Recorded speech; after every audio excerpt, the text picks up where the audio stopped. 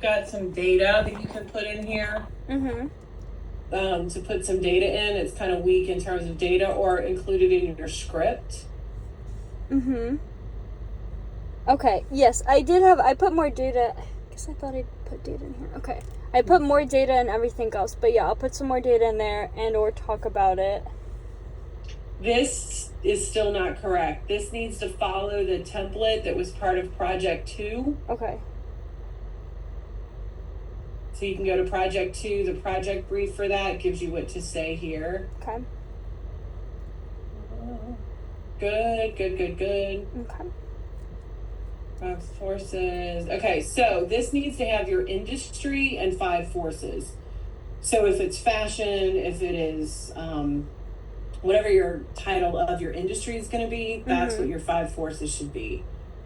Okay, because I was looking at the graph and I was trying to... You're not looking at the 5 forces of your Savannah Style Lab. You're looking at the industry. Okay. So I don't think this content is right. Okay, I'll fix that. Right? So you've got to look at what industry would you put this in? Okay. Would it be fashion or what? What would you... I would put in fashion.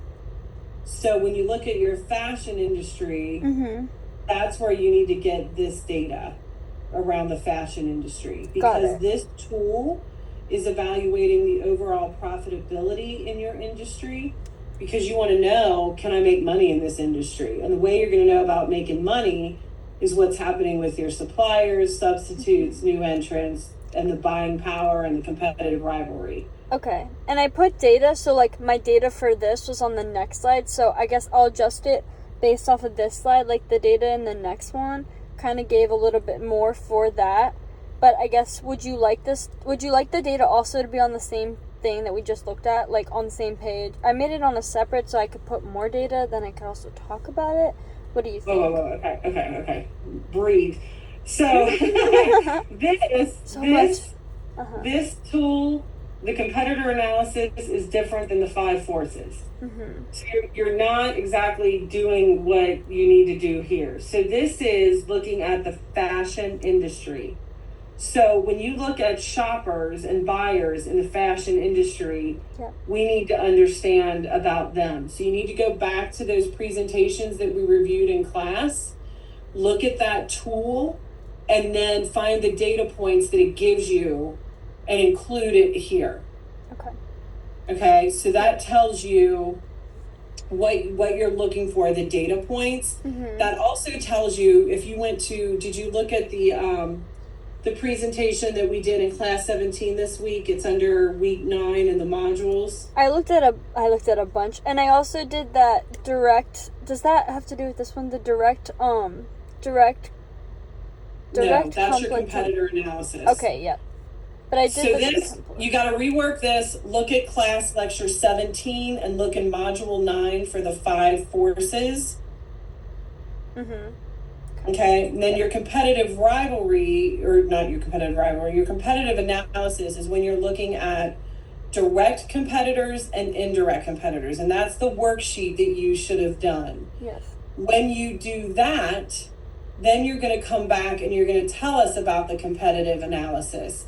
And you're going to give us an insight into who you looked at. So what was the name of the competitor that you looked at, both the indirect company and the direct company, and where are you falling in line with your competitors? So this is great data, but this isn't showing me much in terms of who's your direct competitor. Okay.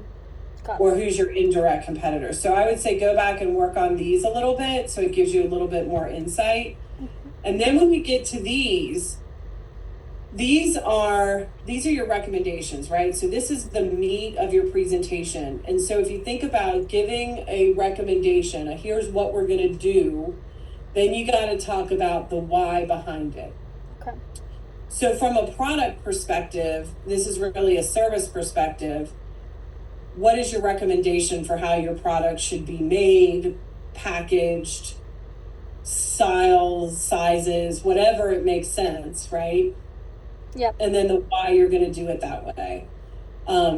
I would suggest bringing these in either one at a time, like if you can bring in product and then bring in price or promotion.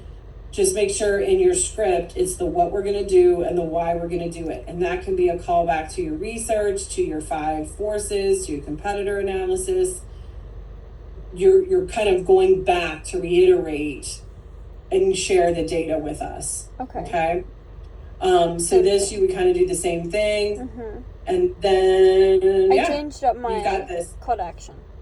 Remember, when you do your call to action, you're kind of summarizing the most important things to do first. And so you might want to be a little bit more specific. And, initially what we need to focus on is our promotion and our pricing strategy. Help us bring Savannah's first fashion experience studio to life, right? So you're kind of telling them, here's where we're going to focus. So add a little bit more text to this? No more text. No more text. All in your script. Okay, got it, in my script. And then you would end with the ask, right? And then you let the sources slides progress. You're likely going to have more than one page of sources because you need to pull in all of your sources from your project part 1, project part 2, and all the research that you're doing for competitor analysis and 5 forces. Okay, understood. And then for people, the one we were just talking about, for where are we at? Marketing mix, you don't, like what you were saying, you don't want one thing, you don't want like the entire one slide to be product, then another one price. Can I still give my information but explaining like 3 on a slide, or how would you like it? You can, or you can do 1 slide for each. It's totally up to you. Okay. Don't do all 7 on one. Yes. And remember, the people are your employees. The people are the one delivering the service. Okay. Got it. Perfect. Yay. I'm happy that I talked to you again. This is really helpful.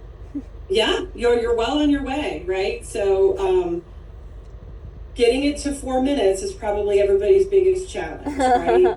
Yeah, so without sounding think about how in the very beginning you'll probably move through those relatively quickly, but you also have the ability to bring in data when you start talking here and talking about the why you're doing it. Okay. So if you don't get to all the data points in the front part of the presentation, you can go back to that and use it as part of your why here. Okay, got it. Perfect. Okey-dokey.